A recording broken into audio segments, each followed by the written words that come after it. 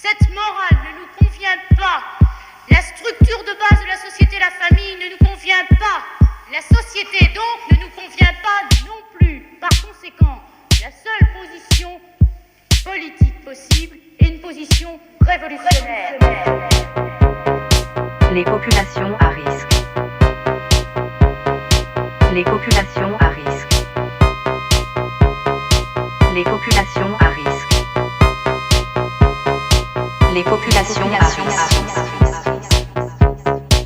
Les monstres surgissent des profondeurs de notre esprit. La chasse aux monstres a une histoire aussi longue que celle de l'humanité, une histoire étrange, sombre et profonde. Les populations à risque. Bonsoir et bienvenue dans votre émission Population à risque. Je suis Lolo Lumpen et ce soir je suis avec l'équipe habituelle, donc Linda Camionista, Linda Pellista, Linda Morsubitista. Je vous laisse dire bonjour. Hello. Bonjour, c'est Linda Morsubitista. Bonjour. Bonjour. Bonjour, c'est Linda Camionista. Donc du coup voilà, c'est Josie Lacalache, Anna Winter et Hayden. Hayden avec le H comme en allemand. Du coup, en parlant de Hayden, est-ce que tu vas bien ? Eh bien, ça va et vous ? Ça va ? Alors je monte le son du micro. On nous entend mal. Voilà. Tu avais quelque chose à nous présenter, Hayden. Oui, j'ai quelque chose à vous présenter. Du coup, j'ai fait des recherches sur ce qu'on pouvait reprocher à la pornographie. Donc, est-ce que tu peux bien parler dans le micro, s'il te plaît ? Oui, je peux bien parler dans le micro. Merci. C'est bon ? Oui. Du coup, oui, j'ai fait des recherches sur ce qu'en gros on pouvait reprocher à la pornographie. Donc, évidemment, certaines choses m'ont paru pertinentes, d'autres pas du tout. Du coup, je suis plutôt d'accord sur le schéma que la domination masculine est omniprésente dans la pornographie, et qu'on fait toujours passer le plaisir sexuel de l'homme pour l'homme. Ce que je veux dire par ici, c'est que si on prend 20 films porno, il y en a 21 où on retrouve ce qu'on appelle le cum shoot, c'est-à-dire une éjaculation masculine extérieure au sexe féminin. En soi, je comprends pas ce besoin de montrer ça. Enfin, si, je le comprends, parce que c'est sans doute pour montrer qu'il y a du vrai sexe. Alors certes, il est réel, mais le plaisir n'est pas partagé, ou du moins pas à égale intensité. Ce que je comprends pas du tout en revanche, c'est que dans la norme établie, au niveau de la pornographie, les réalisateurs qui sont majoritairement des hommes, qui produisent leurs films dans une optique que ce soit que, ou du moins très très majoritairement des hommes qui les regardent.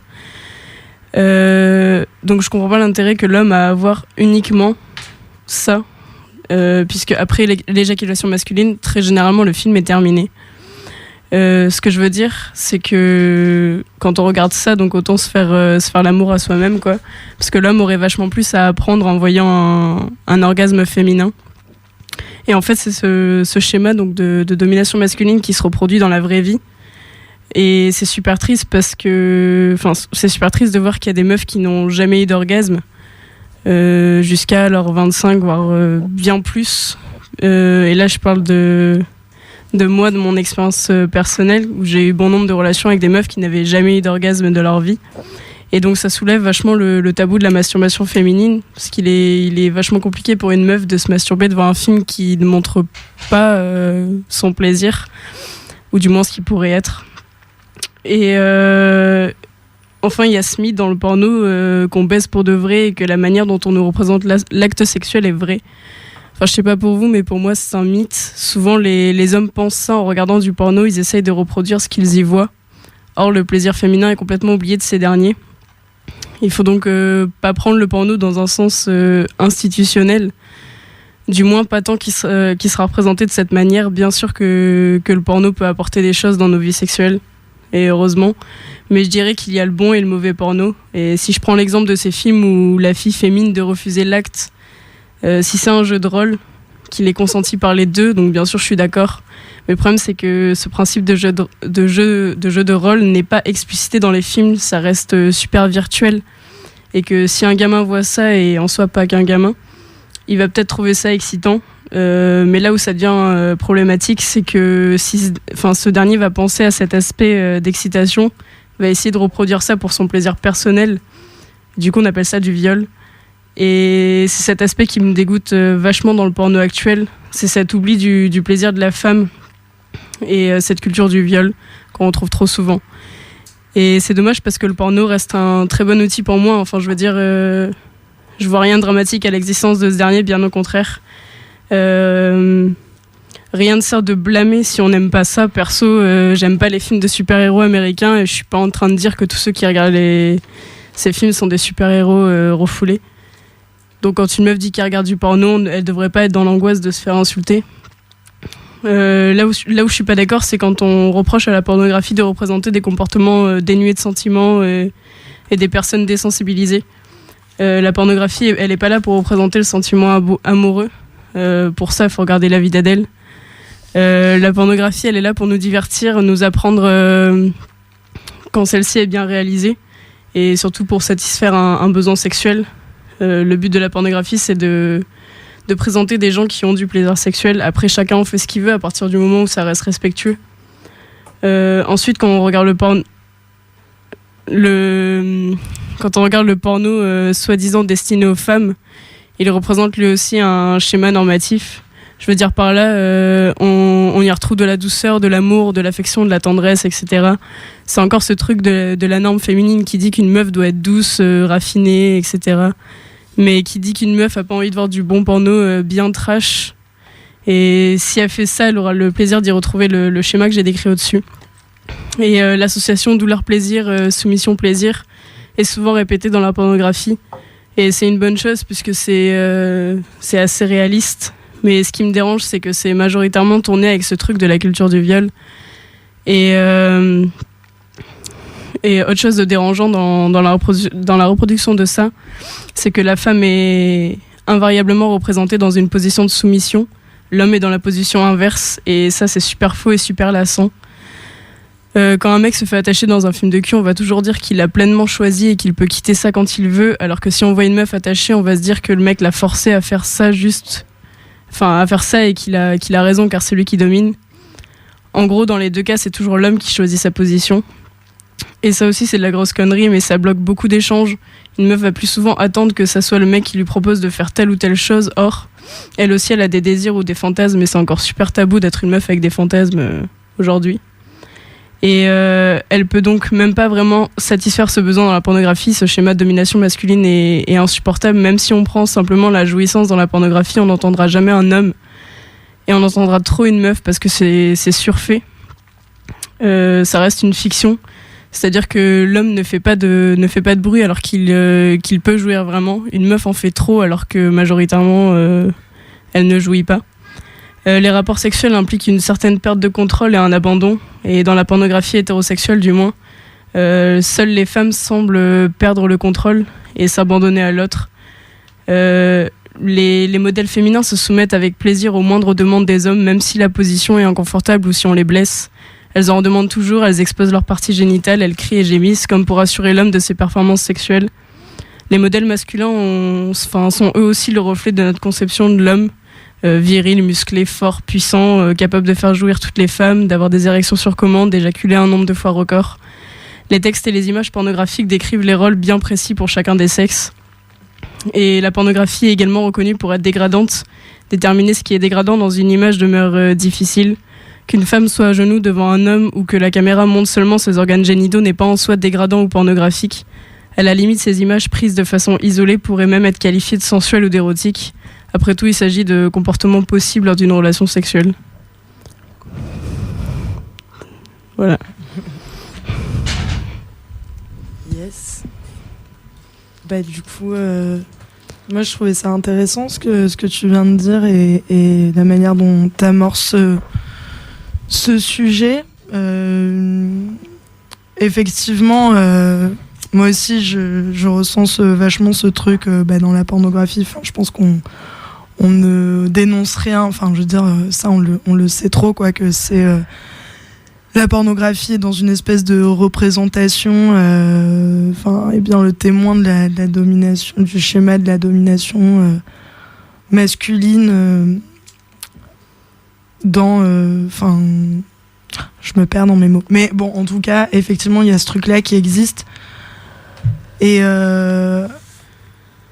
Et du coup, je trouve ça quand même intéressant. Enfin, moi, ce qui m'interroge, c'est de me dire, je vais essayer de pas me perdre, mais c'est de me dire, en tout cas, moi, en tant que meuf, comment je me suis intéressée à ça. Et c'est vrai que, comme tu le disais, en tant que meuf, c'est hyper tabou de pouvoir avoir envie d'exprimer des fantasmes, etc.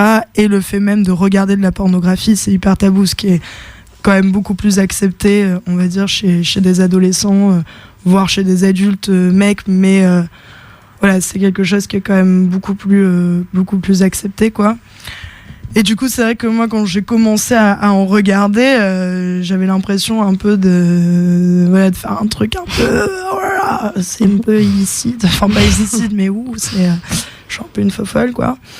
Et du coup, j'ai commencé à regarder du porno et la question m'est trop venue de me dire, mais est-ce que je suis pas en train de trahir ma cause, entre guillemets, en regardant ce genre de film, parce qu'effectivement, je regarde des trucs, et je regarde toujours, en fait, des trucs qui sont pas forcément, très féministes, etc. Mais du coup, je trouve ça aussi intéressant, moi, j'ai eu cette problématique de me dire, est-ce que j'ai le droit de regarder ça tout en ayant un certain discours politique à côté, quoi. Et du coup, c'est quelque chose qui m'a vachement questionnée et où au final, il y a ça aussi, c'est qu'à un moment, j'ai noté dans ce que tu disais, moi je pense qu'il y a un truc qui est important de rappeler déjà, c'est qu'effectivement le porno c'est de la fiction et c'est surtout ça en fait. Le problème c'est qu'on nous le montre pas du tout, et évidemment que quand on regarde de la fiction, quand on regarde un film, on nous dit pas attention, ceci est une fiction, mais peut-être qu'en fait il faudrait surtout faire un travail là-dessus. Et c'est pour ça que moi, quand je parle de la pornographie avec des potes et tout, et même quand j'étais un peu plus jeune, maintenant mon discours il s'est un peu étoffé là-dessus, mais où je me disais, la problématique c'est pas de forcément regarder du porno, mais c'est comment on encadre ce truc-là et comment est-ce qu'on, en fait, plutôt que de nous dire oulala c'est mal, de toute façon ces images elles sont partout et elles sont hyper accessibles, même trop accessibles, je pense. Ça pareil, c'est un truc sur lequel je suis revenue, mais effectivement très facilement accessible, surtout pour des personnes jeunes et à qui on n'en parle pas.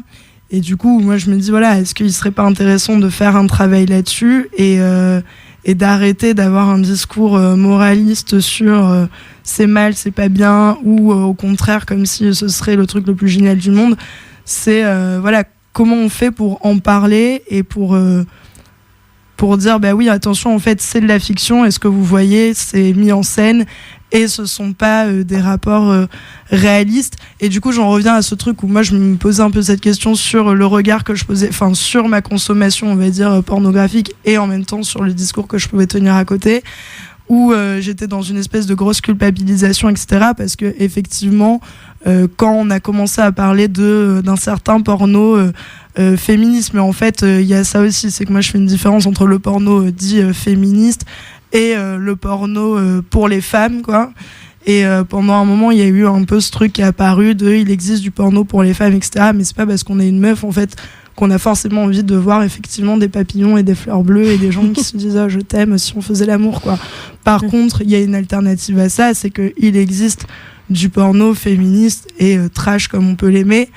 Et en même temps, j'ai pas envie d'être dans une culpabilisation de oui, en fait moi on va dire que 90% de ma de la consommation que j'ai de la pornographie, elle va se faire sur Pornhub ou des trucs comme ça, quoi. Mais du coup c'est quel discours on tient avec ça, et je sais pas, je me perds un peu, mais peut-être que vous pouvez aussi rebondir dessus. Moi, ça m'a fait poser deux questions. La première, c'est quand toi, Josie, tu parles de fiction, je trouve que c'est très vrai, et qu'en même temps, comme dans ce qu'on peut avoir dans le cinéma, dans la fiction pornographique, il y a un truc extrêmement normé. En tout cas dans la fiction pornographique hétérosexuelle. Oui. On reviendra sur la fiction pornographique homosexuelle. Mais il y a un truc de tout ce que décrivait Hayden sur la soumission de la femme, la retranscription de ce qu'on vit dans la société au niveau du patriarcat dans les films. Et ça m'a emmené à me poser une deuxième question pendant que tu nous racontais ce que tu pensais du porno hétéro en tout cas. Et je me disais, c'est vrai qu'on voit énormément d'éjacs faciales, on voit des meufs qui doivent râler à fond la caisse pour prouver la virilité d'un côté et d'un autre côté la performance du mâle. Mais je me dis, il y a un truc qu'on voit jamais dans le porno hétéro, enfin vous me corrigerez si je me trompe, mais je n'ai jamais vu des mecs hétéros dans du porno hétéro prendre du plaisir par le cul. Non, jamais. Bah, en fait, ça existe, mais c'est dans des catégories plus spécifiques, quoi. Oui, Ouais. dans des catégories spécifiques, mais Où dans tu tout vas ce qui voir. est Ouais. Ah non, mais effectivement. général. Mais c'est là où je te rejoins complètement de entre fiction et réalité. Mais c'est que pour moi, le porno, c'est vraiment le témoin de nos rapports normés à la sexualité, etc. Et quand tu vois, par exemple, à un moment, Aiden, tu parles du fait que, bah ouais, une fois que le mec a éjaculé bien dehors pour bien montrer à tout le monde, voilà, cette performativité-là. Puis comment il marque son territoire Et, aussi, oui, aussi, Oui. il y a clairement de ça. comme un chien.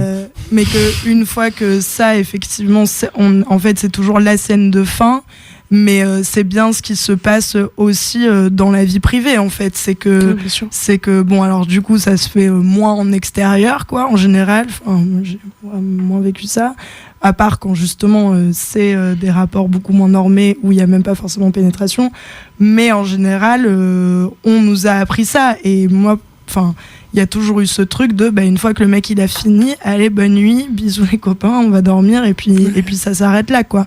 Ce qui fait que c'est hyper triste et que bien sûr que ça peut se passer comme ça des fois, mais le problème c'est que c'est quelque chose de systématique et que les relations sexuelles elles sont codées comme ça, quoi, en fait.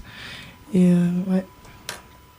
Ouais, c'est pour ça que je disais que le porno il peut être institutionnel. Enfin, moi en soi je trouve que ça peut être un bon outil, tu vois, parce que sinon, enfin, comment on fait en soi, genre il y a des personnes qui vont se tourner vers le porno pour essayer d'apprendre des choses, puisque bon, en soi à l'école on nous apprend rien, et c'est toujours une genre d'angoisse en fait, genre par exemple la première fois qu'on va le faire, ou je sais pas, genre plein de choses comme ça, et ça peut être un bon outil du coup pour apprendre, mais on peut pas apprendre du moins dans le porno tel qu'il est présenté majoritairement, parce qu'il existe des types de porno alternatifs qui sont plus authentiques, je veux dire ça comme ça.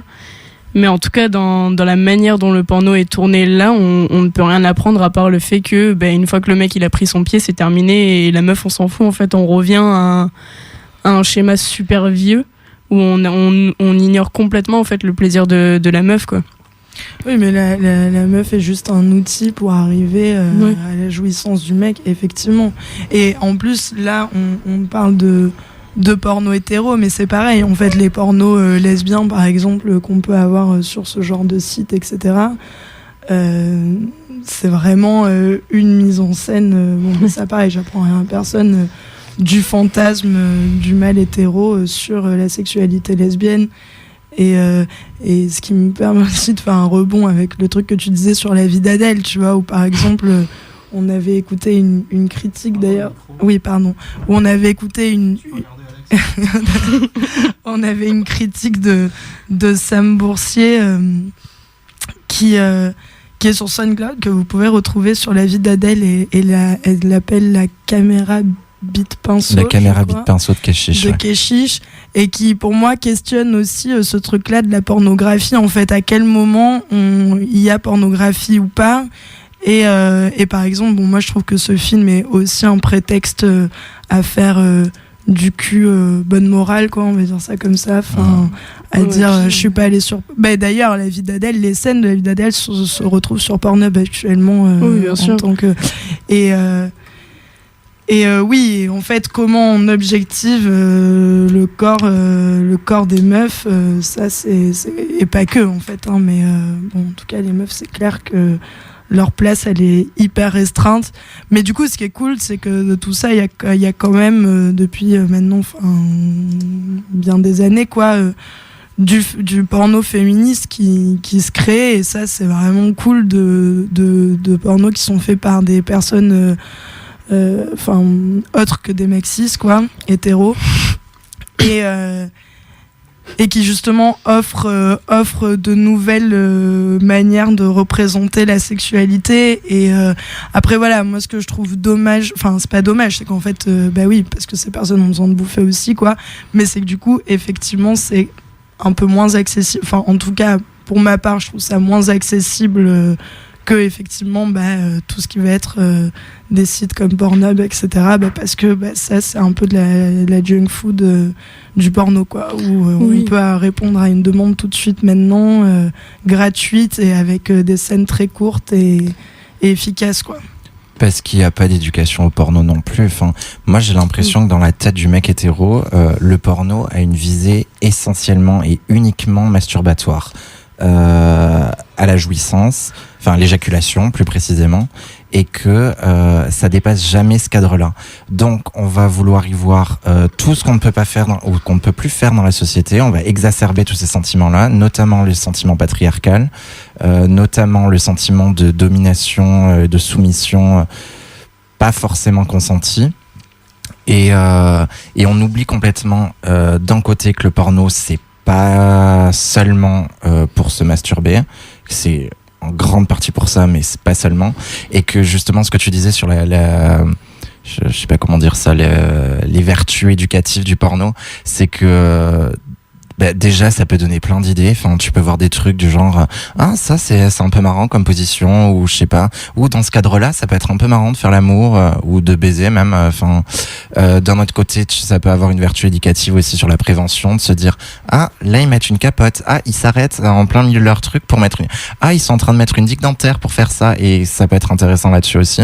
Et puis au niveau du fantasme aussi, parce que de la même manière que quand on recherche sur un site de porno des pornos différents qui sortent de ce qu'on nous propose de manière mainstream, et qu'on tombe sur des pornos féministes, qu'on tombe sur des pornos gays, qu'on tombe sur des pornos avec des corps différents, qu'on tombe sur des pornos avec des scènes différentes. On peut tomber aussi sur des choses qui vont ouvrir une espèce de porte à des fantasmes, et qu'on réalisera ou pas d'ailleurs, mais à se dire ça peut être intéressant, je sais pas, de se faire mettre en doigt pour un mec hétéro. Ça peut être intéressant le fist, ça peut être intéressant de me faire attacher, et puis pas en mode 50 Shades of Grey quoi, enfin c'est en mode vraiment faire du SM. Enfin voilà, ce genre de truc. Alors moi ce qui me pose problème dans le porno mainstream, que ce soit gay ou hétéro, j'ai regardé un peu hétéro des fois, c'est que c'est extrêmement mal cadré déjà, mais vraiment je pense que ça a fait beaucoup de mal l'arrivée du tout le truc amateur là, tout le délire du gonzo ça s'appelle. Ouais voilà, mais pas que le gonzo quoi. Vraiment le gonzo, c'est justement quand il n'y a pas d'histoire, ça va vraiment à l'essentiel. Le truc amateur, c'est le côté c'est plutôt la manière dont ça a été filmé, c'est tous les trucs avec une webcam, je sais pas, genre Chatterbait et tous les trucs comme ça aussi, Et comment ça s'appelle ces trucs-là, ces espèces de porno en réalité où la personne qui pénètre généralement. Les POV. Ouais, les POV. Je sais pas. C'est point of view. Point of view, voilà. Ouais, c'est ça. Alors, et moi le problème, c'est que ça manque. Il y a pas de réflexion, mais je dis pas une réflexion qui est du cinéma. Je dis juste, pourquoi pas. Il n'y a pas de réflexion sur ce que c'est montrer. En fait, alors il y a ça. Le travail sur le son est complètement raté à chaque fois. Ça, c'est vraiment dommage parce que le son, c'est hyper important en fait. Moi j'aimerais bien en fait ça me fait penser, je sais pas si vous connaissez ces petites BD là, des requins marteaux là, qui est BDQ ça s'appelle, et c'est un éditeur qui est à Bordelais d'ailleurs, et qui font des BDQ, et donc moi j'aime bien parce que les auteurs de BD ils ont toujours plein de fantaisie, ils font toujours des histoires de genre, il y en a un où c'est dans un monde de science-fiction hyper bizarre, métaphysique, où le mec a perdu sa bite et il doit aller la rechercher, et pendant toute la BD il va chercher sa bite, enfin c'est vraiment un grand drame pour lui. Alors moi, je trouve qu'il juste ça manque de ouais, ça serait bien des trucs de science-fiction. Je crois que j'ai l'impression que le coup de la bite pinceau, c'est ça aussi, c'est le gonzo, quoi. C'est juste montré comme ça, pouf.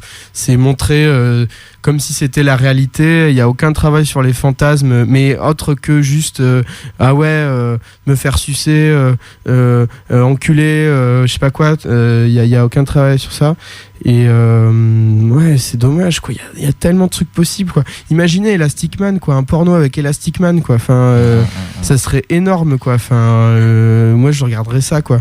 Et non, là où c'est intéressant, marrant, c'est alors j'ai regardé un peu des hentai, bon ça c'est un peu, enfin il y a des trucs chelous, mais c'est les j'aime bien les fast. C'est quoi les hentai? Les hentai, c'est les tu sais, c'est les animés, quoi, porno japonais. Et là il y a une sous-version, c'est les yaoi, où c'est la version PD en fait, et en général c'est pour des jeunes filles, quoi. Et c'est intéressant, mais ce que j'aime bien, c'est aussi les fanfiction porno. C'est un peu drôle à regarder, quoi. Genre, je sais pas, mais en fait, imaginez votre série préférée. Enfin, il y a une fanfiction sur votre série préférée porno. C'est obligatoire. Genre, je sais pas, vous tapez Simpson, vous allez avoir des trucs hyper étranges. Enfin, le faites pas, hein, vraiment, ça vaut pas le coup. Mais et donc, bref. Et non, ça me fait penser, même sur le son. Moi, il y avait deux boîtes de production entre guillemets porno, donc j'ai trouvé sur Pornhub, quoi, qui me plaisait bien. Premier s'appelait Mal Morning, donc c'est le hurlement du mal, quoi. Et donc c'est que sur des mecs en train de se branler, quoi. Et en fait, on voit juste leur visage, c'est juste cadré sur leur visage, et c'est que des gens, comment dire. C'est pas des gens standard porno, quoi. C'est vraiment des gens un peu normaux, quoi. Et tu les vois juste au moment où ils sont en train de se branler et d'éjaculer. Et en fait, ça a du sens si tu mets du son, quoi. Si tu mets le son avec. Et en fait, il doit y avoir 1000 vidéos avec 1000 mecs différents comme ça. Et même avec des meufs aussi. Ou des oui, il y avait une série comme ça avec des meufs où c'était un cadre. Et ouais, je pense que c'est la même chose dont on parle. Ouais. Et ou même des gens en train de baiser, quoi, et c'est hyper beau à regarder. Et alors même le top du top, j'avais trouvé une vidéo où ils mettaient 100 vidéos en même temps, et donc ça faisait 100 personnes qui orgasmaient en même temps. Mais ça, c'est incroyable, on écoute ça avec le casque à fond. Enfin, ça fait un truc physique qui est un peu drôle, quoi, parce que sinon, si tout passe par la vue, c'est assez gênant, parce qu'il y a tout qui passe par la vue. Et alors le deuxième, j'avais montré ça à Anal, hein, c'est une espèce de catégorie de porno hétéro. Mais bon, on était censé en parler après. Quoi ? On était censé en parler après. Attends, j'ai pas vu. Ah, c'est après. C'est pas grave, parle-en maintenant. On trouvera autre chose. Ah ouais. Ah oui, Anal et Lolo, ouais, c'est nous. C'est donc c'est CFNM, donc Closed Female Naked Male, donc femme habillée, mec tout nu. Et donc ça, c'est vraiment délirant. Il y a des productions porno qui sont vraiment géniales, où ça fait vraiment il y a un côté salaud, sauf qu'en fait les bourgeois, c'est salaud, les 120 jours de Sodome. Ouais, voilà, les 120 jours de Sodome. Et les bourgeois, c'est des meufs, en fait, mais des meufs de classe populaire anglaise, quoi, parce que la grosse boîte de production est anglaise, donc avec un gros accent british, quoi, et en gros où à chaque fois c'est un espèce de petit minet qui croisent 5 meufs hyper pétasse, hyper léopard, hyper forte, quoi, au final, et qui disent mon chéri, vas-y, mets-toi tout nu, et le mec finit tout nu, en fait, dans la salle, et tout le monde, toutes les meufs commencent à lui toucher la bite comme si c'était un objet, quoi. Puis en le raillant beaucoup, en lui disant qu'il a une petite bite, qu'il est pas capable de jouer. Et du coup, après, il fait son affaire, et elles sont là, avec des ongles immenses, quoi, et que des petits minets comme ça, anglais, ou genre, il y a aussi des variantes avec une salle de classe où il y a toutes des meufs qui sont à l'université en Angleterre, où il y a la prof qui est là, bon, maintenant on va voir la sexualité, donc Tommy viens ici, rentre ici Tommy, et donc il se fout à poil devant toutes les meufs, et elle a un gros bâton, et c'est hyper franchement je vous conseille de regarder ça, et notamment celui qu'on avait vu, Anal, je pense que tu peux un peu en parler. Oui, où elles sont plusieurs à boire du thé dans un intérieur très anglais, où le papier peint est assorti au tissu du canapé. et elles font entrer un garçon qui les sert d'abord, qui leur sert le thé et puis qu'elles déshabillent en face d'elles. Elles font venir leur fille, qui est le fils, voilà, oui c'est vrai, j'oubliais, qui est le fils d'une des protagonistes et oui mon fils, il a une toute petite bite. Ah oui, et puis l'autre fait rentrer son fils aussi. Ensuite, on va comparer. Mais oui, ils ont une toute petite bite. Ah ben vas-y, allez-y, branlez-vous. Et puis elle leur donne les soucoupes à thé pour qu'ils puissent éjaculer à l'intérieur, tout en se foutant de leur gueule et puis en les fixant ou dans les yeux ou sur les parties. C'est une sorte de retournement de stigmate en fait, version porno. Ça marche assez bien. J'aimerais trop On faire conseille ça à moi. tous les mecs hétéros. J'aimerais trop faire ça. Être tout nu de gens, plein d'anglaises qui me regardent. Mais ça me fait penser, ce que tu disais sur le cinéma, moi c'est un des gros problèmes que j'ai avec le porno, c'est que malgré qu'il y ait tout un cinéma mainstream et tout ça, il y a énormément de choses qui sont osées dans le cinéma. Au niveau de l'imaginaire, au niveau de ce qui est possible de faire avec l'image, avec le son, avec la musique et tout ça, et que pendant un moment l'industrie porno, ça existe encore un petit peu quand même, mais beaucoup moins, il faut vraiment fouiller, mais l'industrie porno faisait un travail sur l'image, faisait un travail sur la caméra, faisait un travail sur les cadrages, il y avait des bandes son et des bandes-sons qui parfois étaient assez extraordinaires, voire les pornos gays réalisés par la boîte de production Cadino pour les musiques extraordinaires, et musique des années 70, un peu genre pour prendre des acides ou des trucs comme ça, et que ça c'est hyper regrettable en fait qu'il n'y ait pas de... Que l'imaginaire porno soit pas poussé beaucoup plus en fait, Ouais.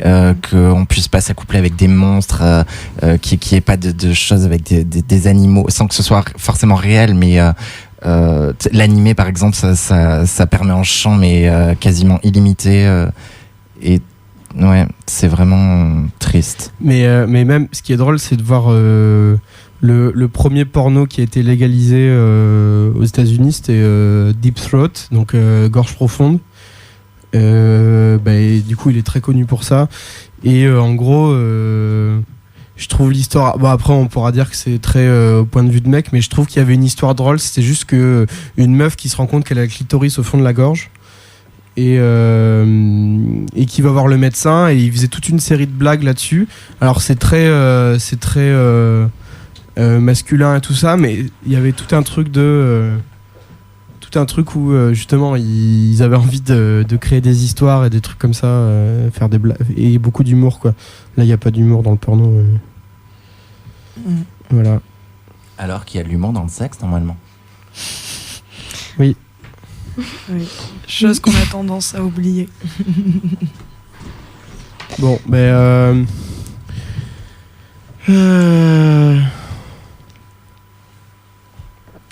on va L'antenne.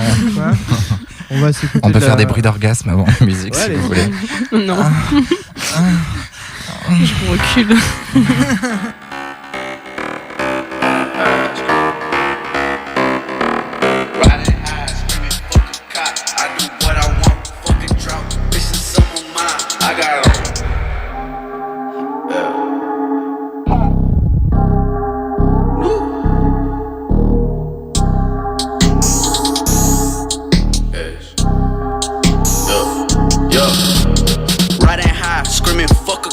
I do what I want, fuck it drought, bitch it's some of mine. I got all the sauce, black is hot, got that bitch on lock. Demons out here plotting, smoking dope, smoke a lot of dope. Stay low in the sky with the new, bustin' plays all day, I do that a lot. Sheila yay, Sheila sniffing yay, I just smoke on fire. 35, bitches give me hey, baby girl why not? You a clown, you just talk that shit but you ain't buy that lot. Riding high, screaming fuck a cop, I do what I want, fuck a drought, bitch it's some of mine. I got all the sauce, black is hot, got that bitch on lock. Demons out here plotting, smoking dope, smoke a lot of dope. Stay low in the sky with the new, bustin' plays all day, I do that a lot. Sheila yay, Sheila sniffing yay, I just smoke on fire. 35, bitches give me hey, baby girl why not? You a clown, you just talk that shit but you ain't buy that lot. In and out the city, so much I forgot was home. Fuck it, I'd rather buy a jet and bring a pound and smoke a dome. I can't hear no evil, speak no evil, bitch don't make a song.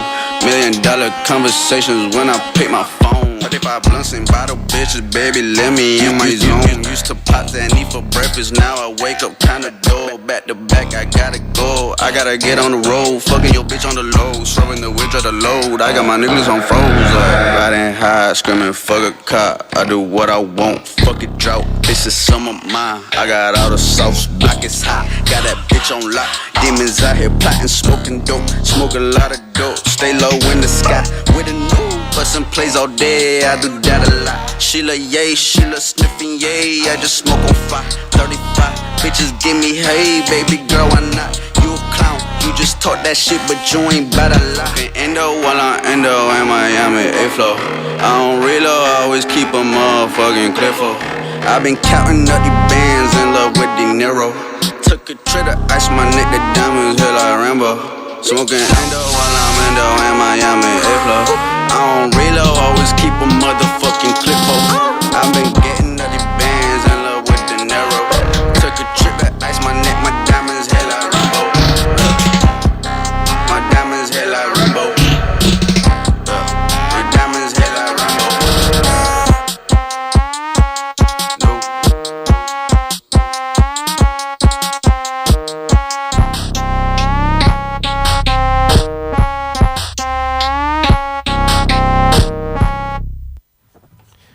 Alors, on vient de s'écouter Divion et Kent Loon, une chanson qui s'appelle Looney Tunes.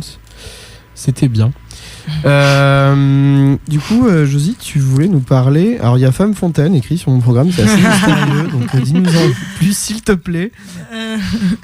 Oui, alors Femme Fontaine, ou je crois qu'on peut dire aussi Squirting. Yeah. Dis-donc, Annette, tu t'y connais plus que moi. J'en garde plein en vrai. Vraiment. Oui, bah moi j'avais envie de parler de ça ce soir parce que justement dans tout ce rapport à la pornographie, etc., moi je sais que j'ai eu un moment dans ma quête de comment on pouvait, quelles pratiques sexuelles on pouvait avoir, etc. Enfin voilà, dans toutes ces recherches. Il y a eu un moment où j'étais tombée sur des vidéos avec ce qu'on appelle du coup des femmes fontaines. Donc juste, je vous lis la définition Wikipédia, comme ça au moins tout le monde saura à peu près de quoi on parle. Donc, qu'ils appellent eux éjaculation féminine, où ils en disent que désigne chez la femme la libération d'un liquide différent de la cyprine à l'approche ou au moment de l'orgasme. Donc en fait, moi ce que je trouve intéressant là-dedans, c'est que quand j'ai vu ça, je me suis dit waouh, c'est ouf en fait, et ouais, on peut faire ça, et j'étais pas du tout au courant, et souvent on s'est d'ailleurs au début je me suis dit mais c'est de l'urine, qu'est-ce que c'est, et en fait on n'en entend pas vraiment parler de ce truc-là. Et du coup, j'ai un peu mené ma petite enquête, et j'étais tombée sur un espèce de tuto qui est fait par Charlie Live Show, que j'ai trouvé sur Pornhub, donc ce qui rejoint aussi un peu tout à l'heure quand on parlait du fait que le porno, entre guillemets, peut être source peut nous apprendre des choses, quoi. Donc là c'est pas vraiment du coup une vidéo, on va dire, pornographique à proprement parler, mais plutôt vraiment un tutoriel de comment on peut devenir en fait, parce que une femme fontaine, parce qu'en fait par des moyens techniques, alors à plus ou moins grande échelle, mais on est censé toutes pouvoir faire un peu ce truc là. Et moi, je trouve ça assez fascinant et fabuleux. Bon, j'ai essayé, mais c'est vraiment compliqué. Ça demande de l'entraînement, je vous préviens quand même direct. Mais en même temps, je trouve ça assez cool de se dire que voilà, comment on peut aussi se réapproprier notre corps, et comment on peut... Enfin, pour moi, ça en fait partie, en tout cas, de se dire, voilà, comment je peux me servir de mon corps autrement que ce qu'on m'a appris, c'est-à-dire juste... être un objet qui est pénétré et qui peut rien faire beaucoup d'autre, quoi. Et ben non, en fait on peut utiliser son corps de plusieurs façons, et on peut aussi rigoler avec, parce que moi je trouve qu'il y a un côté quand même très fun là-dedans. Donc du coup, ce que je vous propose, c'est d'écouter ce petit tuto au cas où vous auriez vous aussi envie d'essayer ça. Je vous expliquerai à quoi ça sert. J'avais des boules boule de geisha et mes doigts. Et je pense que si on arrive comme ça, gentiment, à trouver le mécanisme de la giclette avec juste ses doigts et des boules de geisha, du coup, après, comme on connaît le mécanisme, ça sera beaucoup plus simple en utilisant les jouets One Again, en fait. Donc, là, moi, je commence juste à lubrifier, réveiller la zone. Bon, ça, voilà, on sait toutes comment faire, j'imagine. Donc, je vais vous donner exactement les mêmes conseils, parce que je m'en rappelle encore. C'était il y a quasiment 3 ans. Et je vais vous donner les mêmes conseils que ce charmant jeune homme m'a donné. Je me rappelle plus son nom, mais merci à lui, quoi. Donc, c'est rigolo d'ailleurs que ce soit un homme qui m'ait appris et pas une femme, on pourrait croire. Donc là, moi j'aime bien, c'est ma manière de m'exciter, trouver la vôtre, mais c'est vraiment tourner sur le clito. Voilà, pour l'instant juste, je réveille et je lubrifie. Ok ? Donc là, il m'a dit, alors je vais vous le dire, là vous allez faire, vous vous occupez, la giclette va venir particulièrement avec une stimulation clitoridienne et une stimulation du point G. Donc là, vous venez tourner sur votre clitoris, vous venez l'exciter avec vos doigts. Voilà, après on a chacune nos petites manières. Moi j'aime bien, voilà. Et on y va, on excite.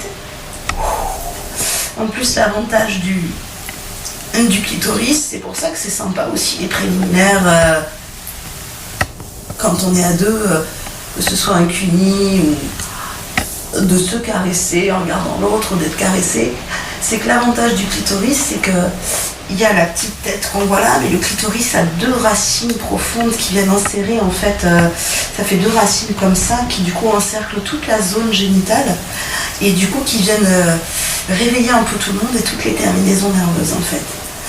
Ok. Ensuite, vous prenez 2 doigts, moi je prends ceux-là, hein. Vous les enfoncez dans votre vagin, et là, alors, le point G, il est où ?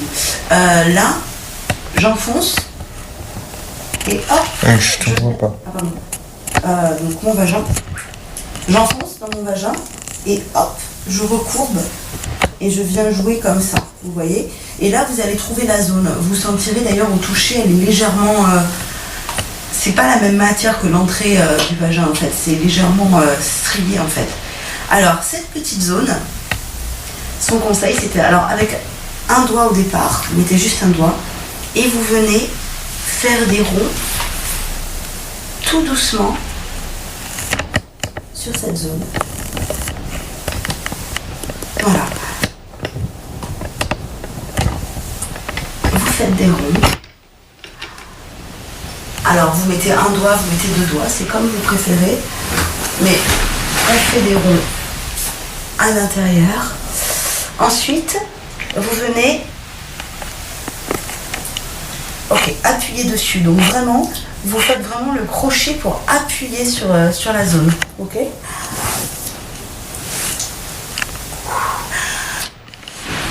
Voilà, alors là, logiquement, on commence à avoir des sensations de plaisir.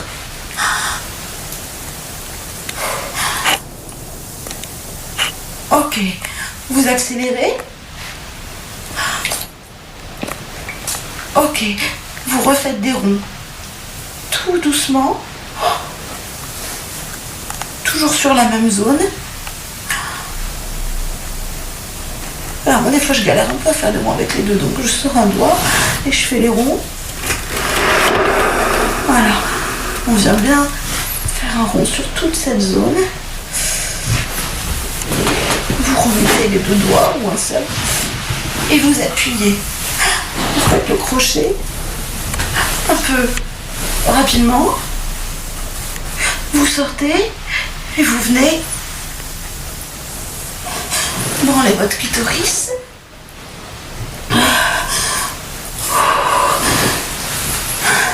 Il faut se détendre et se laisser vraiment envahir par les sensations qui viennent. Si vous vous laissez pas un peu aller, ça marchera pas en fait. On re-rentre on appuie doucement. Voilà, vraiment, vous venez faire pression, faire le crochet. Et même, du coup, avec la paume de votre main, vous avez les doigts à l'intérieur qui viennent appuyer. Et avec la paume de votre main, vous appuyez sur votre clitoris, ce qui fait que vous avez un mouvement. Parce que, je sais pas si on voit à l'image. Voilà. Doucement. Vous accélérez. Le but, c'est pas de faire des va-et-vient avec les doigts. Hein. Mes doigts, ils font pas des va-et-vient. Juste, ils appuient plus ou moins fort. Vous accélérez. Vous arrêtez. Vous tournez. Vous tournez. Doucement.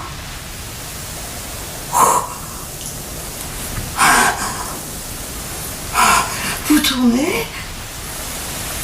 Vous recommencez à appuyer, à tapoter comme ça, fermement, avec la paume calée sur le clitoris. Et là, en fait, ce qu'il s'est mis à me dire, pousse maintenant quand tu sens.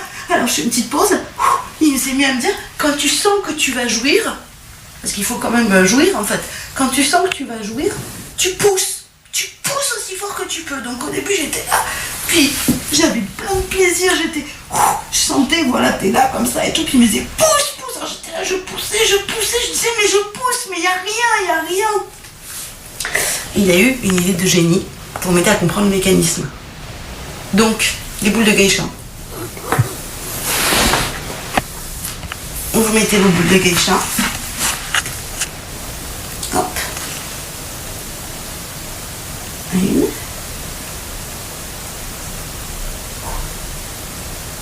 Deux. Alors après, voilà, hein, ça peut prendre du temps, on s'en fout, on n'est pas pressé quoi. Ok, vous mettez vos boules de geisha. On repart, on recommence en fait. Clitoris. Et du coup, quand vous avez des boules de geisha, en fait, ce qui va aider, c'est à l'intérieur de sentir que vous contractez votre vagin, en fait. Les contractions du vagin vont aider, en fait.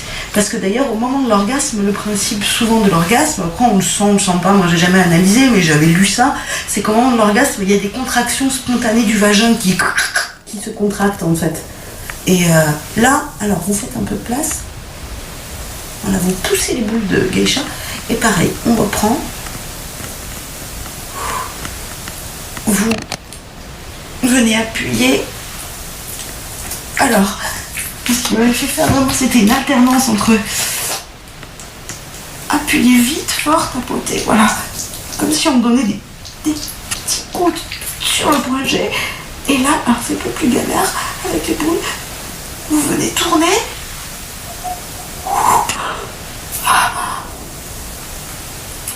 Vous réappuyez.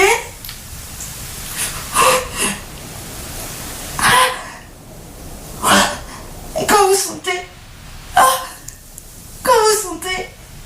alors peut-être vous allez sentir comme une envie de faire pipi, et vous sentez en même temps plein de plaisir, et là vous poussez, et quand vous avez les boules de geisha, en fait c'est comme si vous les accompagnez, mais vous essayez de pousser les boules de geisha à la force de votre vagin, et voilà, et là, ok, voilà. Excusez-moi, j'en ai foutu partout, j'ai dépassé. Alors j'ai mal mis mon... Voilà. D'où l'intérêt de la bâche. Voilà, donc giclette. Première giclette de la journée. Ça, oups là, le parquet, il est ruiné, ma serviette propre, bah, elle est sale. Donc voilà, ça, c'est la base. Je vais enlever ma nuisette. Donc voilà un petit peu comment ce mec m'a appris patiemment. Donc au début là vous avez vu une giclette, peut-être c'était un peu impressionnant.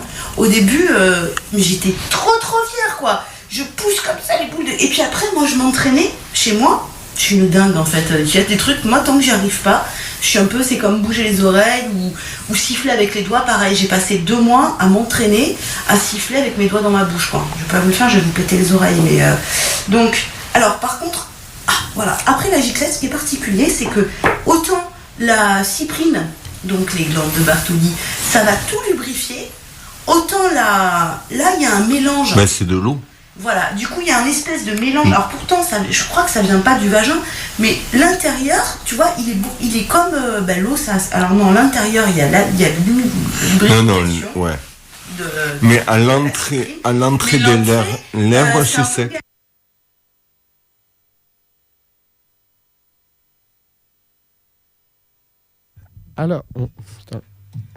Alors, Il est allumé ? oui, c'est bon. Ouais, moi j'avais juste un truc à dire là-dessus, c'est que pour un public un petit peu plus prude, vous pouvez regarder la saison 4 de Sex and the City. Il y a quelques épisodes où Samantha a une relation lesbienne et où sa copine lui apprend à faire ça. Voilà. Ouais, c'est la filmographie.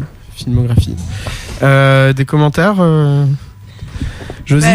Les commentaires, c'est que moi je pense qu'on peut passer un moment très fun et s'amuser tout en apprenant, donc n'hésitez pas, allez-y. C'est comme apprendre le diabolo au fond, quoi. C'est à peu près le même principe pour la prostate, messieurs. Oui, c'est vrai que ça serait bien Ça fait 2 en 1. un tuto prostate aussi.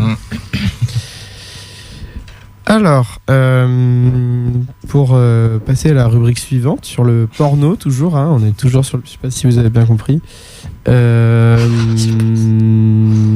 Avec Anal, on voulait... c'est moi. Salut Anal. Salut. On voulait parler du porno gay, parce qu'on est homosexuel. Et, Non, pas moi. Ah si, moi je suis homosexuel. Je suis homophile.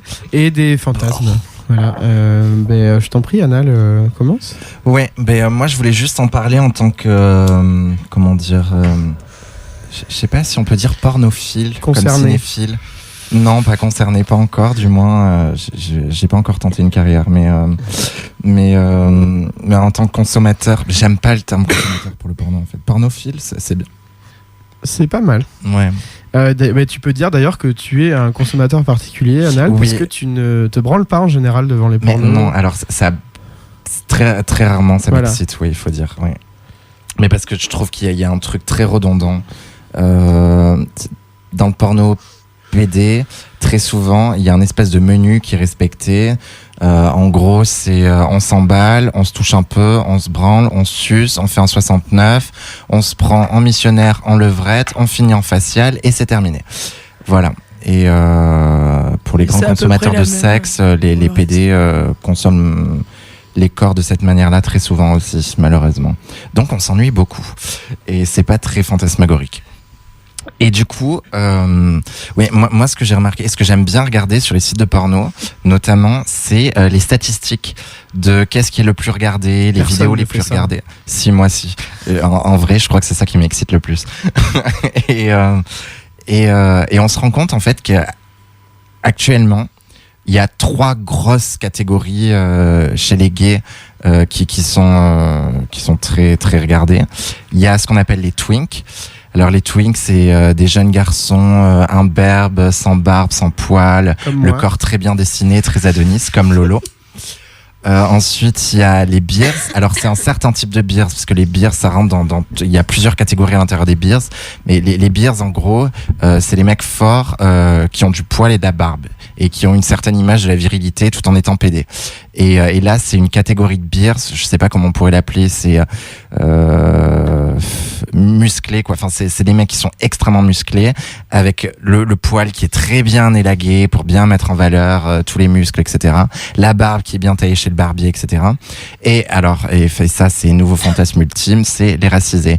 Donc, les noirs à grosse bite et les rebeux qui baisent de manière très virile.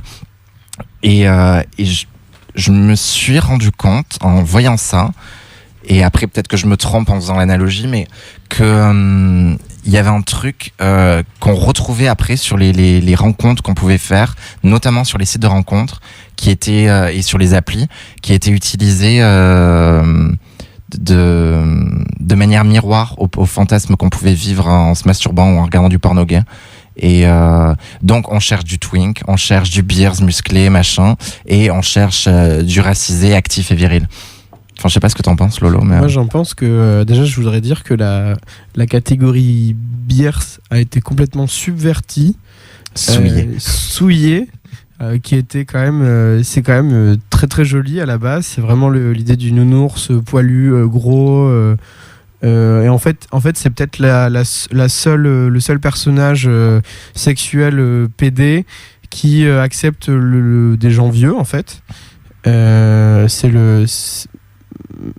mais des gens, enfin, tu vois, non. Des gens vieux, tu veux dire à l'intérieur de leur catégorie ou avec les gens avec qui ils couchent? Non, mais ça, y a aucun problème avec le fait que les gens soient vieux. Non. Bien et sûr, qu'en général ils sont plus âgés, quoi. Et oui. En fait, et ça c'était un truc qui était cool en fait, parce que justement, on connaît le jeunisme chez les gays, dans leurs fantasmes. Et ça, il y a un truc où t'es là, bah ouais, enfin. Ça c'est un truc qui fait plaisir à plein de monde, quoi, de se dire que c'est bizarre de dire qu'il fait plaisir à plein de monde, enfin bon. Et maintenant c'est devenu l'idéal macroniste, daddy, boss, PDG, patron, lobby, salle de fitness, salle de sport, voilà, et nutritionniste qui sort son énorme bite de son pantalon costume noir pour baiser le petit stagiaire de manière très humiliante, voilà. Même non, mais ça, j'étais tombé sur ça c'était horrible, c'était vraiment horrible, ça c'est le pire. C'était des flics en gros qui enculaient le mec, le petit voleur ouais. En garde à vue, ouais. Souvent rebeu, enfin tu vois, bon, il y avait un truc, c'était vraiment dégueu, quoi. Mais ça, c'est des pornos qui sont faits pour nos amis du Flag uniquement, je pense. Ouais, on leur fait d'ailleurs des gros doigts. Oui. Voilà. Et 2 phalanges. Et qu'est-ce qu'il y a d'intéressant justement pour nos chers auditeurs? Qu'est-ce qu'il y a d'intéressant à regarder dans le porno gay aujourd'hui, à ton avis, Anal? Déjà, il y a récemment, il y a 2-3 trucs. On parlait tout à l'heure de la différence entre le porno et le cinéma. On n'est pas allé trop profondément dans le sujet, mais il y a des réalisateurs de cinéma qui essaient et réalisatrices d'ailleurs, qui essaient de supprimer cette séparation. On peut citer hors de tout aspect critique sur leur film, hein, mais Pasolini a fait ça avec Salo, Lars von Trier a tenté ça, Virginie Despentes a fait ça, Catherine Breillat a fait ça, enfin, et d'autres. Mais dans le porno gay, moi récemment, les trucs qui m'ont le plus marqué, il y a une espèce d'arrivée du blockbuster hollywoodien version porno. Donc genre les films de super-héros où Batman se tape Spider-Man, qui lui-même se tape Daredevil, qui lui-même se tape machin. Tout ça sous les ordres d'une Wonder Woman, femme trans absolument sublime, qui leur hurle dessus, enfin des choses comme ça. Et après il y a, alors même si c'est raté, réussi à la fois, il y a 2 artistes qui ne sont pas du porno à la base. Alors le premier, je me rappelle plus, c'est un photographe allemand qui fait des fanzines et des livres de photos et qui a réalisé des pornos où il a fait énormément de travail sur l'image et qui sont assez incroyables. Du coup, il y a tout l'aspect du fantasme qui est recréé dans l'image avec des jeux d'ombre, des jeux de flou, des jeux de lumière aussi et tout ça. Et c'est assez beau à voir. Je me rappelle plus de son nom, je suis désolé. Et l'autre, c'est Bruce Labrousse, qu'on aime bien, qui s'est mis à réaliser quelques pornos pour une société de production américaine. Il me semble. Mais pour des trucs d'Erika Lust aussi. Oui, c'est vrai qu'on n'a pas parlé d'Erika Lust. Oui, on n'a pas parlé d'Erika Lust. Oui, on n'a pas parlé d'Erika Lust. Ouais, ça aurait été intéressant, quoi. Ouais. Ok. Ouais, mais il y a tout un truc mais il me semble que la Brousse en a fait aussi pour la société de production d'Erika Lust. Oui. Et où il y a un truc et à la fois il y a un aspect politique dans ces films qui est assez marrant, et à la fois il y a un espèce d'aspect je sais pas, enfin le dernier que j'ai vu de lui qui était assez drôle, vaut mieux les raconter en fait, c'est mieux que c'était ça se passe dans un cimetière, donc c'est un mec qui a l'air très très pédé, qui enterre on ne sait qui, probablement son père, avec sa mère qui est habillée en pleureuse, tout en noir et tout ça. Il y a un ange qui apparaît, donc un acteur très angélique, très twink justement, qui apparaît sur la tombe, et en même temps il y a un diablotin qui apparaît et il commence à se battre et tout ça.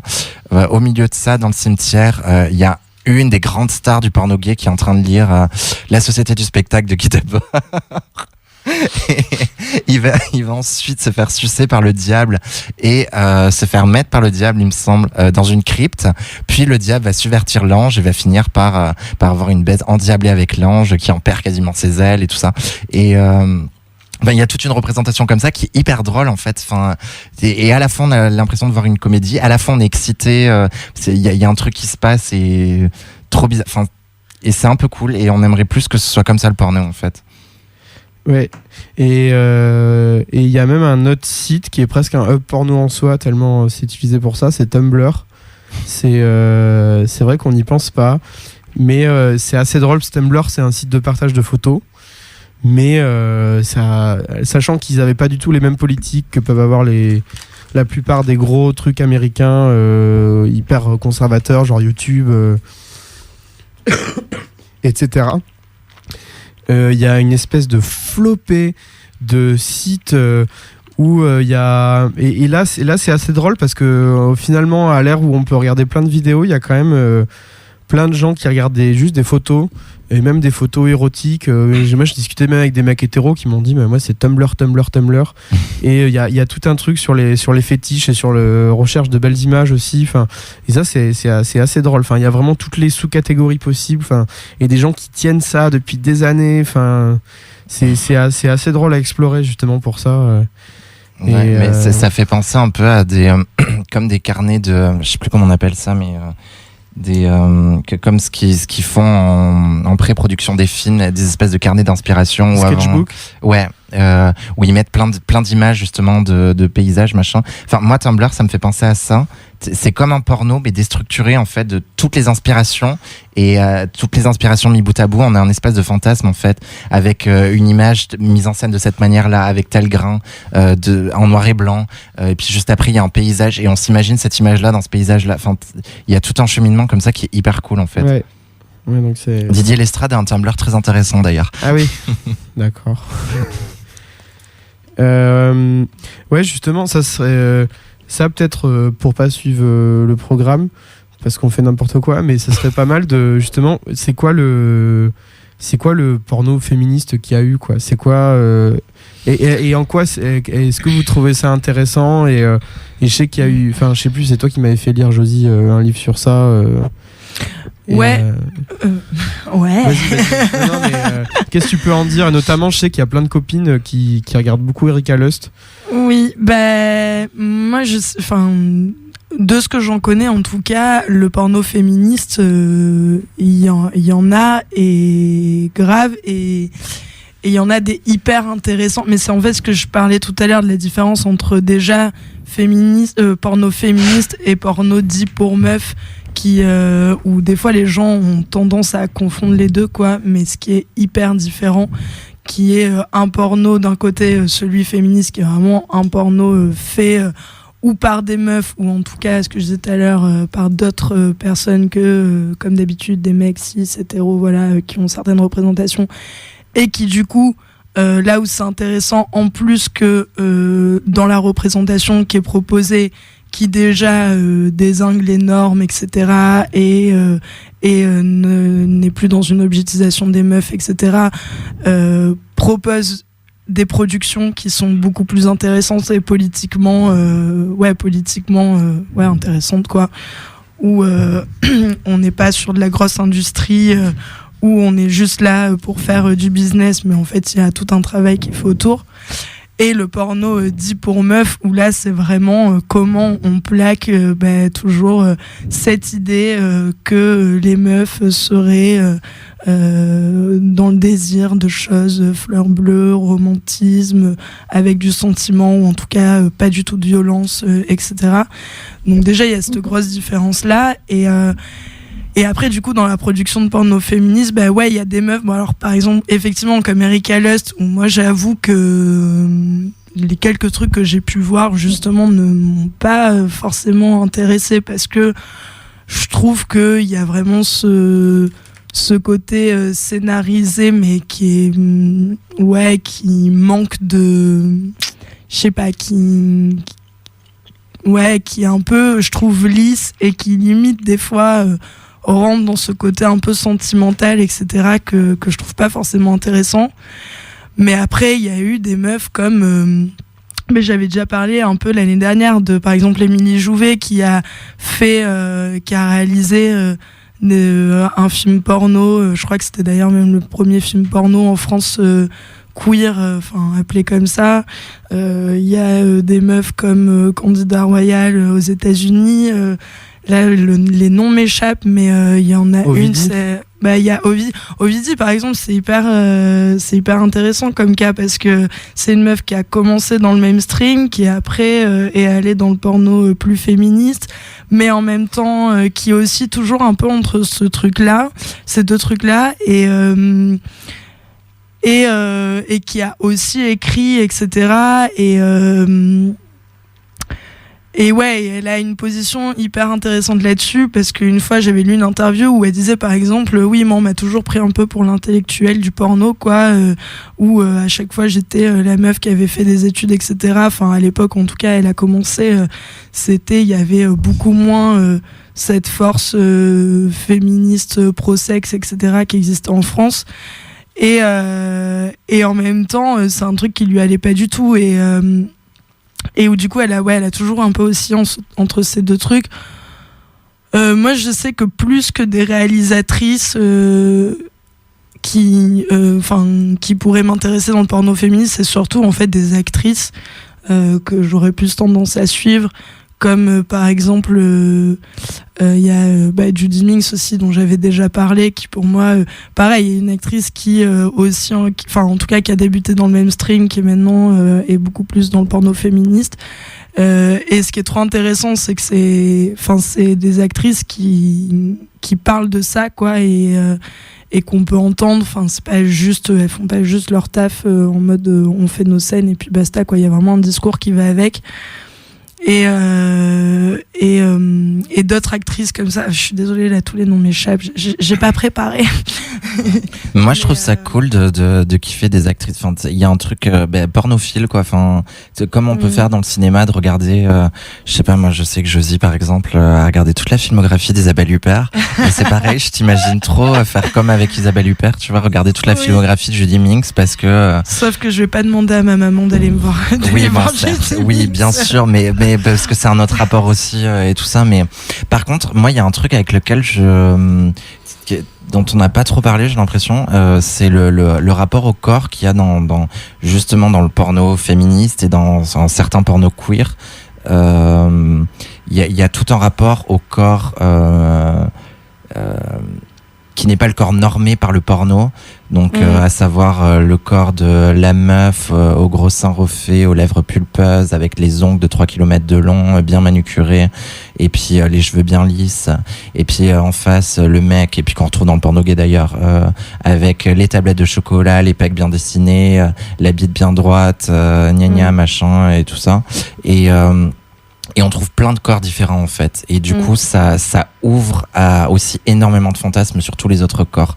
Et ce que disait aussi Lolo tout à l'heure avec les beers, c'est même des corps plus âgés et tout ça. Enfin, il y a tout un truc en fait qu'on oublie là-dessus. Ouais, carrément. C'est que au-delà de représenter d'autres formes de sexualité ou d'autres codes, c'est clairement, il y a aussi cette représentation des corps qui est méga importante en fait, et qui moi m'a fait énormément de bien. Et tu vois, par exemple, on parle de la taille des bites des mecs, etc. Mais ça me rappelle une discussion que j'ai eue il y a pas très longtemps, et en fait par exemple il y a aussi l'appareil, on va dire, génital des meufs, et de la taille des lèvres aussi, tu vois, par exemple, où il y a un truc très tabou là-dessus, mais de fou. Et en fait, le porno aussi a vachement... alors déjà, de manière générale, dans la représentation des corps féminins, mais au-delà du porno, de partout, c'est très compliqué, c'est déjà assez normé. Mais alors, le porno a encore plus appuyé ça, parce qu'en fait, ce qu'il faut savoir, c'est qu'il y a énormément de meufs qui, dans ce milieu-là, font ce qu'on appelle des...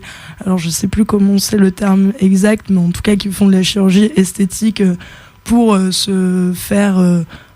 raccourcir, enfin enlever un peu des morceaux de lèvres qui dépassent, quoi. Et lisser le vagin quelque part. Oui, voilà, tu vois. Et du coup, ce qui fait que, en fait, ça, c'est un truc hyper concret, enfin vraiment dans notre réalité, quoi, qui fait que en fait, ça a créé d'énormes complexes chez les meufs, et surtout qu'on est dans un, en tout cas actuellement, dans un rapport au corps qui est hyper tabou, et en même temps, c'est ça qui est drôle, c'est qu'on nous montre des images, on est surpeuplé d'images pornographiques, etc., même dans la publicité de partout. Par contre, se montrer nu, ça, c'est l'horreur absolue, quoi.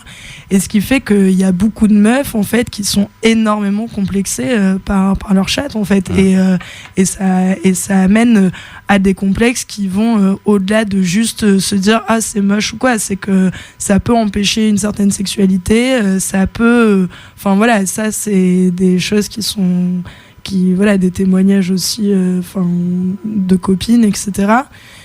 Et du coup, par exemple, le porno féministe queer, moi je trouve qu'il est vachement aidant là-dessus, quoi, parce que il montre aussi que non, en fait, on peut avoir des chattes différentes pour chaque meuf, et qu'en fait, il n'y a pas de normes là-dessus, et c'est quelque chose. Des anus aussi. Oui, non. J'avais lu qu'il y a énormément, les acteurs comme les actrices, ils se font blanchir l'anus. Ouais, non, mais c'est. Oui, c'est qu'en fait, tous les organes génitaux sont standardisés, quoi.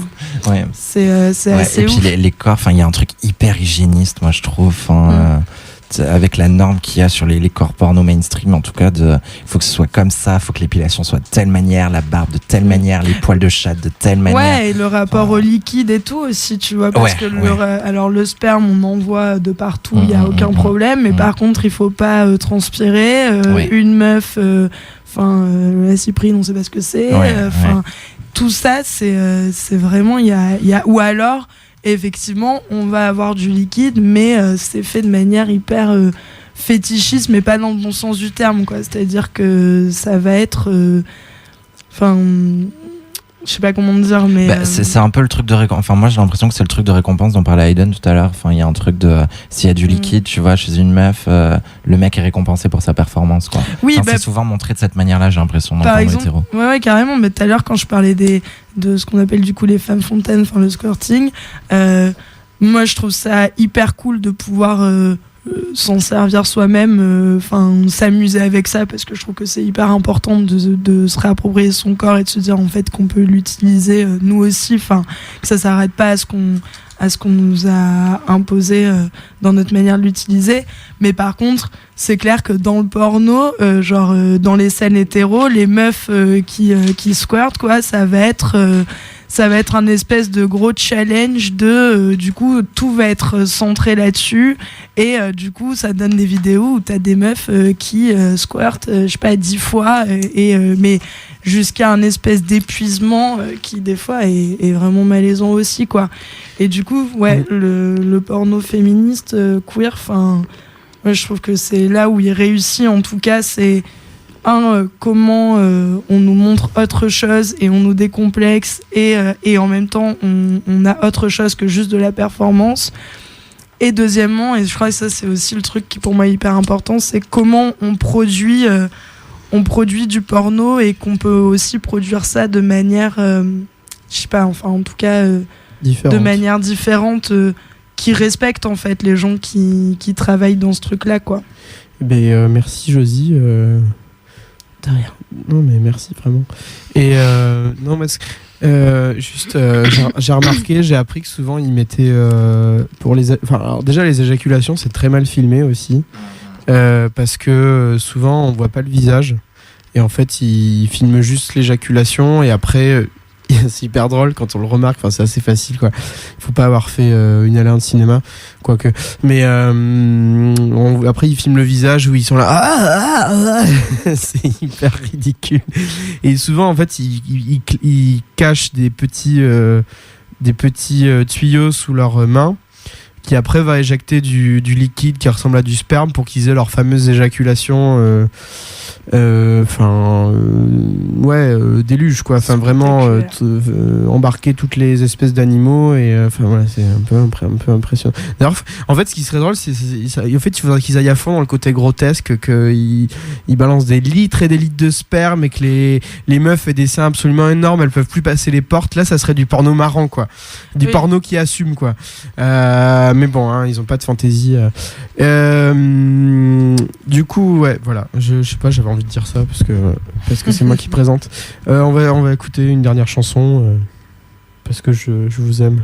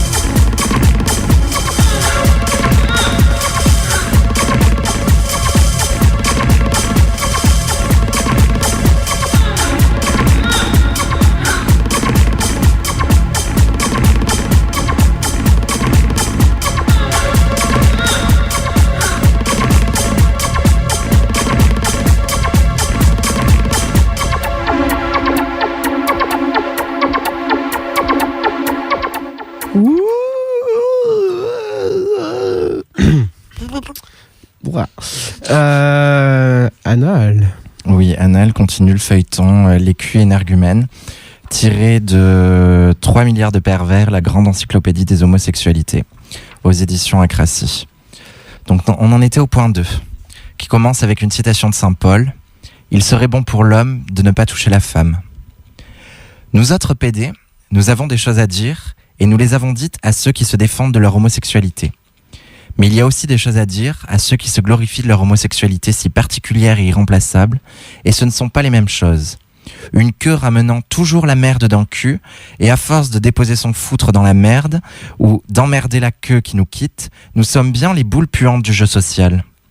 Enculés, nous sommes les seuls à chier à l'envers. Mais il ne faudrait pas croire qu'à être les moins propres, nous sommes les moins propriétaires, qu'à être les plus dissolus, nous sommes les moins compétitifs, qu'à être les plus machiniques, nous sommes les moins romantiques, qu'à être les plus marginaux, nous sommes les moins bourgeois. Notre marche d'écrevisse, la tête en bas, la queue en l'air, n'est qu'un cliché de la normalité vue à l'envers. Nous programmons l'homosexualité comme un hétérosexuel s'imagine qu'on peut la vivre, exactement comme il la discourt et la fantasme, en découpant mâle d'un côté et femelle de l'autre. Ici les Jules, qui au lieu d'une femme désirent un homme raté, et là les tantes, qui désirent des Jules.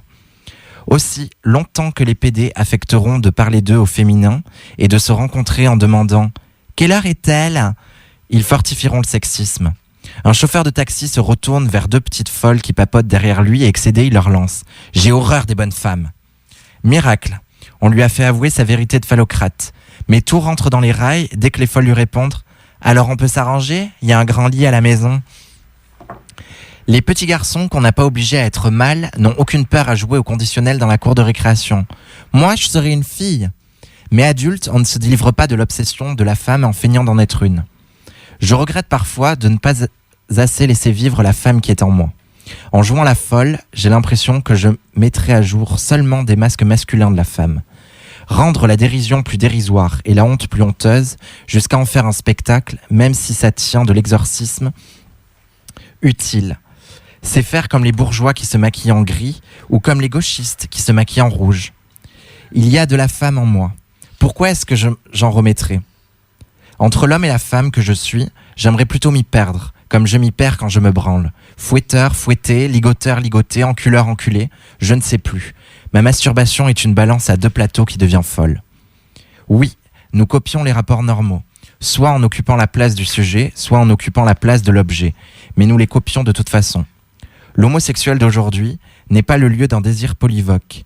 Il s'avance univoque sous le masque de l'équivoque. Ces objets sexuels sont déjà choisis par la machination sociale et politique, et ils sont toujours le même objet sexuel.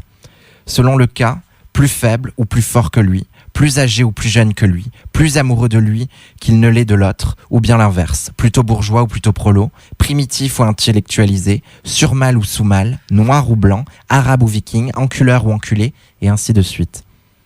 Le politique a déjà fait son travail par en dessous. Mais si en plus, le conscient se mêle de lutte politique, la tendance hétérosexuelle et exogamique de l'homosexualité actuelle va être poussée jusqu'à la caricature et on va voir se multiplier les cas où une bite ne peut faire l'amour qu'avec une tête et une tête ne peut faire l'amour qu'avec une bite. Le mouvement est complexe. Ceux qui ont le pouvoir seulement par le corps, c'est-à-dire la beauté ou la désirabilité corporelle, pourraient désirer n'importe qui, s'ils étaient entièrement dans leur corps, comme c'est courant dans le monde non occidentalisé.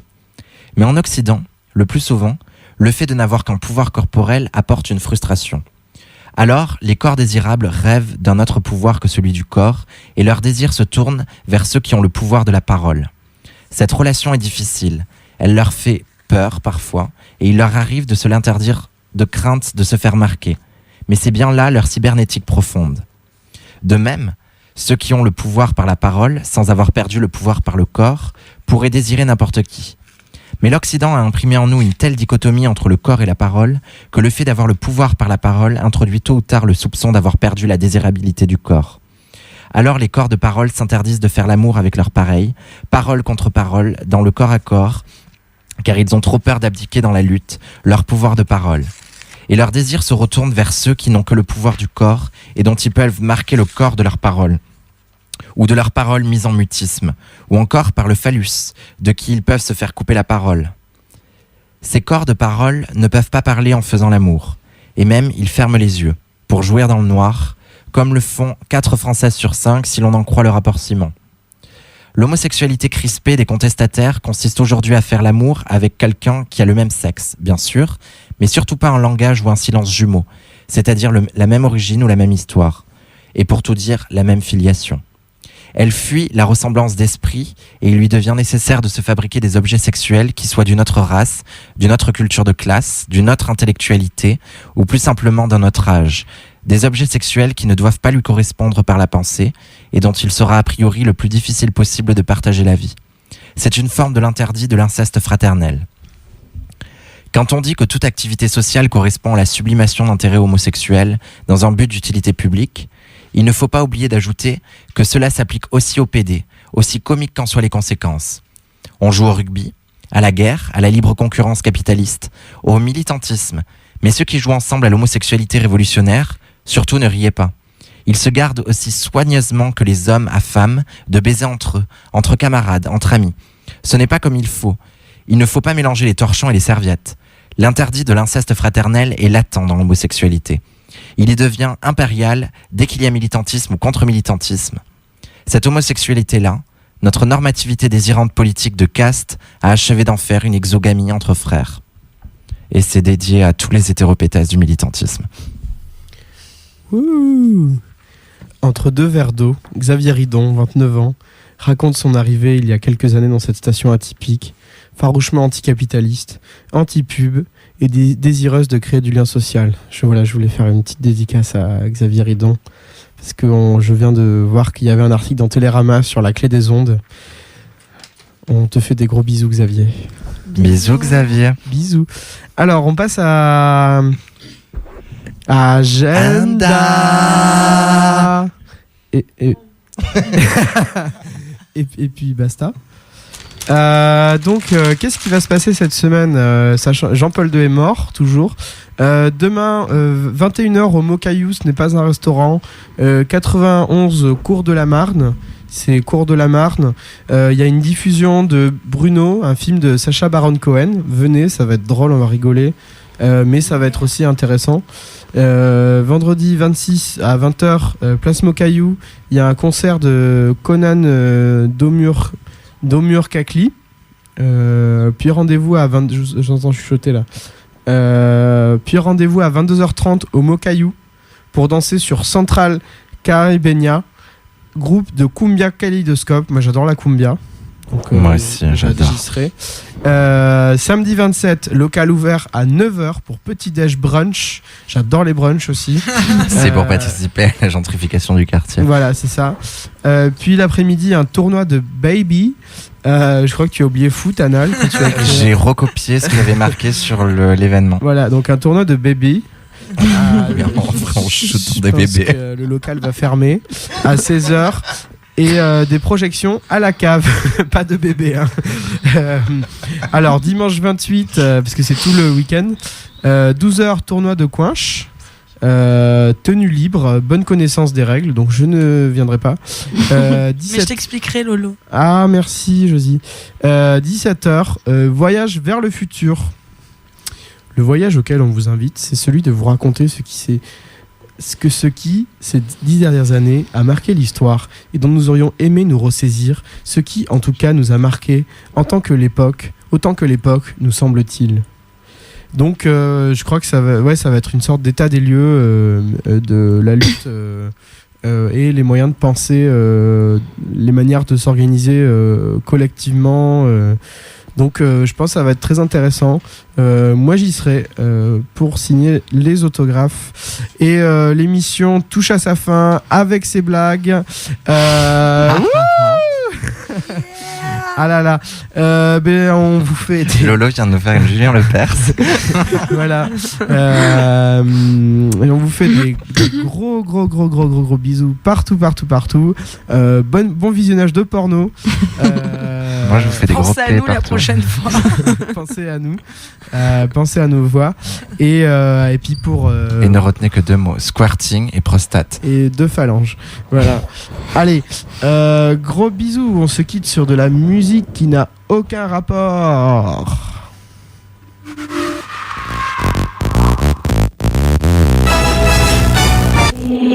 I were a man and you a dog. If I were a man and you a dog, I'd throw a stick for you. If I were a man and you a dog, I'd throw a stick for you.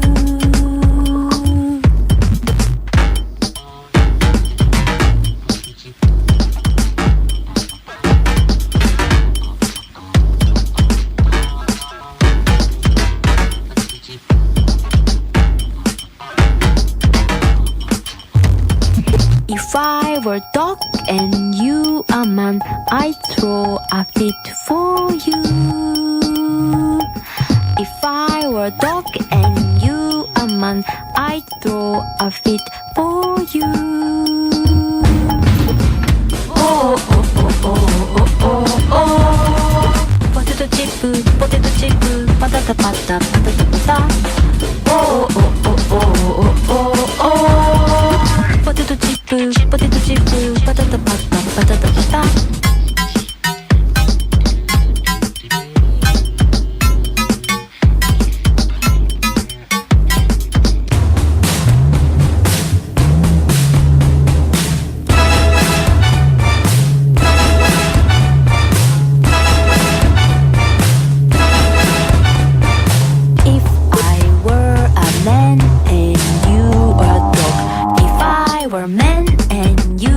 Dog, I throw a stick for you.